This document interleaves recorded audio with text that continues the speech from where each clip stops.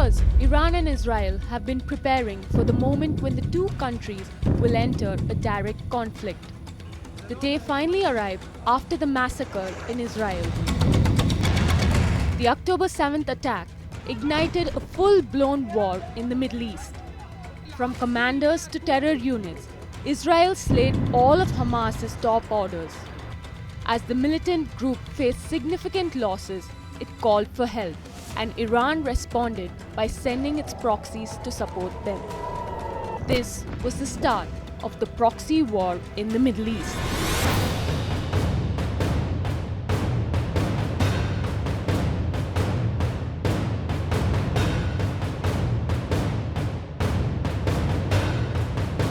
Iran gathered its proxy groups, including Hezbollah from Lebanon and the Houthis from Yemen, to support Hamas during the ongoing war in Gaza.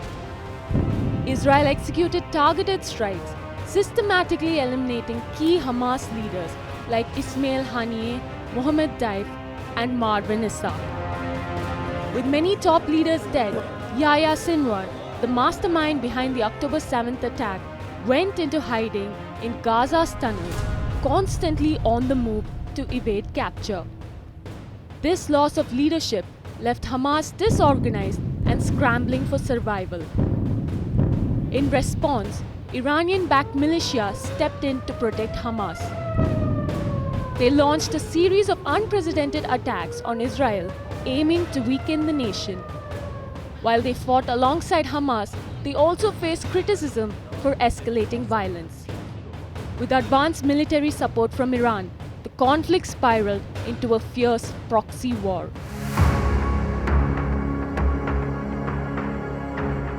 Since October 8, 2023, Hezbollah has been targeting northern Israel with missile attacks, creating widespread panic. Although there were no casualties, many Israelis evacuated their homes out of fear. Israel and Hezbollah locked horns after the dreaded pager walkie-talkie explosions, which were allegedly carried out by Israel. Several Hezbollah communication devices exploded, injuring thousands and killing dozens. This led to Hezbollah's fury being let loose on northern Israel.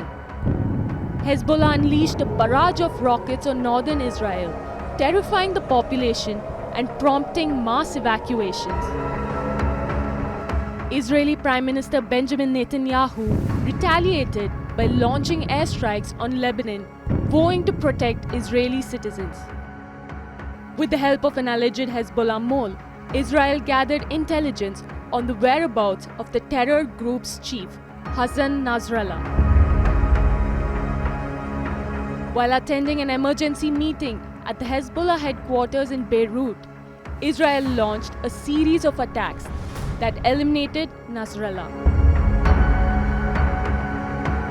Hezbollah witnessed a dark day as the country mourned the death of their top leader.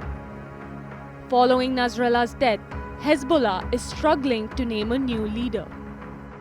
The to-be successor of Nasrallah has been missing for days, raising concerns that Israel might have already taken him down. Israel's continuous strikes on Lebanon resulted in scenes similar to the devastation in Gaza.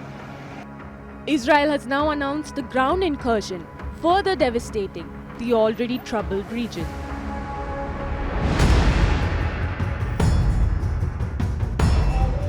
Until October 2023, many Israelis did not think much about the Houthis, a Shiite group from Yemen.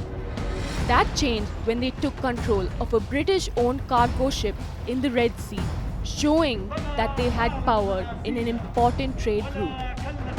The Houthis are known for being aggressive and have carried out at least 130 attacks since the Gaza war. They are known for targeting ships related to Israel and its allies. While no one has been hurt so far, these attacks have caused major disruptions in shipping and a dent in the economy.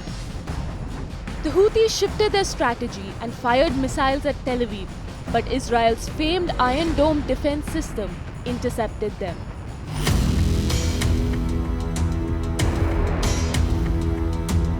Iran is known for avoiding confrontation with Israel and instead relies on its proxy groups to engage in conflict. This shadow war escalated dramatically in April 2024 when Iran launched its first missile attack against Israel, firing almost 300 missiles. In retaliation, Israel targeted key figures, killing Hezbollah's top commander Fuad Shukr and Hamas chief Ismail Haniyeh. After this attack, Iran remained relatively quiet but later retaliated with another attack, firing 200 missiles in response to the death of Hezbollah's chief Hassan Nasrallah. The Iran-backed proxies who consider Israel an arch nemesis have been trying to take down the country for years now. Israel, with the backing of the West and its impeccable defense systems, has become an unstoppable force. As Israel diminishes Iran's proxies, will Iran become Israel's next target?